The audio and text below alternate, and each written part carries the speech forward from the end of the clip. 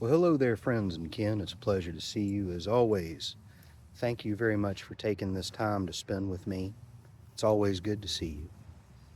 And I apologize, we're going to have some background noise of weed eaters and some blowers. They're doing some groundskeeping maintenance here today, and I was trying to wait for them to get done, but I think they've got quite a bit more to go. So I'd have to wait until probably sometime near sundown, and I just didn't want to wait that long to, to to make the Sundee Service video.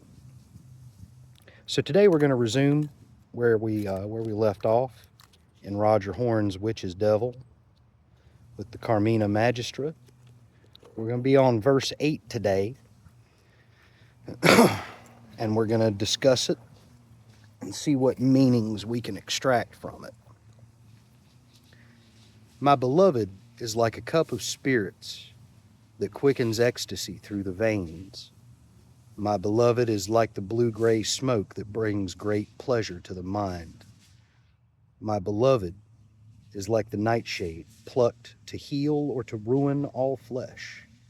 His venom is the pleasure and delight of all peoples, and his sacrament is the rapturous cry of the mind blooming within itself, the spirit shaking loose from its husk, like the seed that rattles from its pod, like the fruit that swells from shriveled petals. This verse is going into what I believe to be allusions to trance. And in the next couple of verses, there's kind of some things that build on that. And it's not so much trance, but it's the idea of empowering the spiritual body and the different methods that allow us to do so. Namely, the usage of hallucinogens, psychotropic substances. And that seems to be the focus here, although there are other ways to achieve that state. Sadly, in most areas, psychedelic drugs, most anything with psychoactive properties, is at best a controlled substance, at worst highly illegal and criminal to possess. So a lot of us are forced into that conundrum of either breaking the law or finding alternative methods to achieve our goal. But I think it's interesting that he zeroes in on the nightshade used to heal or to ruin all flesh, and the way to experience that separation from the body, where your astral self, or what some people call your wandering soul, but that part of us that is immortal and outlives the body, for it to separate from the flesh, we often have to induce a state very similar to dying. We have to literally walk up to death's doorstep and ring the doorbell, knock on the door, but not quite cross the threshold. We get just close enough to be able to peek into the door and look through it without actually crossing the threshold. So it makes sense that a lot of these substances that allow us to get to that state quickly, if not formulated properly, can become poisons that are quite lethal.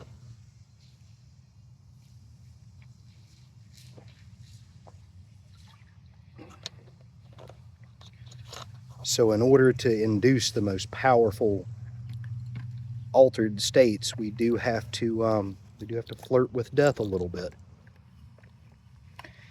Looking back over the course of my life, I think that's why I've always been drawn to places like this, to cemeteries or memorial sites celebrating the memory of people who died in combat.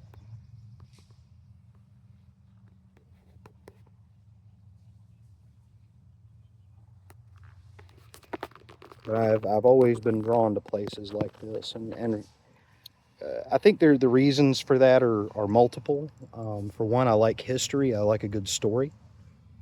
But I think I'm also naturally drawn to liminal spaces. And that's precisely what these places are. They're liminal places. Cemeteries are places where we're laid to rest. And so the process of the soul disentangling from the flesh, I think there's a possibility that takes quite a period of time to disentangle. I don't think it's necessarily an instantaneous thing. I think it can be, depending on how a person dies. If it's very sudden and traumatic, I think there's the possibility that those cords could be cut instantaneously, which may result in a very traumatized soul that emerges to undertake the death journey. But I think under most circumstances where people either die in their sleep or die as a result of a prolonged illness, that process of disentanglement is probably takes a little bit of time, and it's probably not completed until they're put in the ground. And at which time their surviving family members are gathered around them, grieving the loss, seeing them off. So the act of letting go happens here for the living. And then the living return to places like this to remember, to visit. So these places are just naturally inclined for people to focus on the other world, the unseen world. And I think that intention within them naturally cultivates a area where the veil is very thin. And I think it's different at every cemetery. The thickness of the veil or thinness of the veil varies depending on the size of the cemetery, how old it is, how many people frequent it with the intention of remembering and connecting. I think it can be temporarily thinned even more immediately after a funeral service.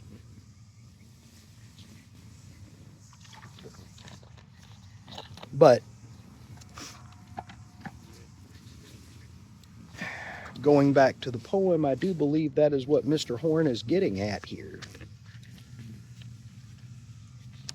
That the Master of Spirits has taught us a variety of methods by which to empower our wandering soul, our astral self,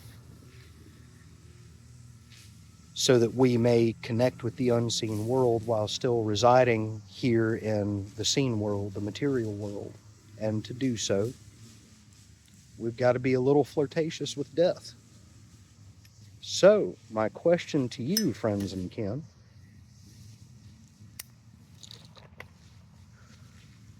what are the ways in which you have tried to achieve this state? My primary method is exactly what you see me do here every Sunday. I sit in these places, I meditate, I talk to the people who are buried here, I even talk to the trees that grow here, and I commune. And that helps me to be more comfortable with the concept of parting the veil and crossing it. And I still have a lot of work to do to hone those skills. I'm by no means a master of it. I don't even know that I'd put myself on the novice level. But it is one of the skills that's in my list of things to cultivate. So what's your experience with it? How do you achieve those altered states of consciousness and astrally travel or visit the unseen? Let me know in the comments. And if you feel so inclined, if you find these discussions stimulating and educational, by all means feel free to subscribe and give this video a like. Share it with the fellowship. Share it with your friends. Watch the fellowship grow. And give me that like if you feel so inclined, if this hit home with you. I'm really awkward selling myself. I apologize for that. I've struggled with the confidence of with feeling like I'm peddling something here worth selling. Again, I've said this a couple times. I got no desire to monetize this channel or any aspect of my online presence or any forums that I moderate or maintain. So this ain't about money, and it's sure as shit not about popularity. I want to help build a fellowship where people like us can actually learn from each other and find that sense of community that so many of us look for. So on that note, I do have a Discord server up.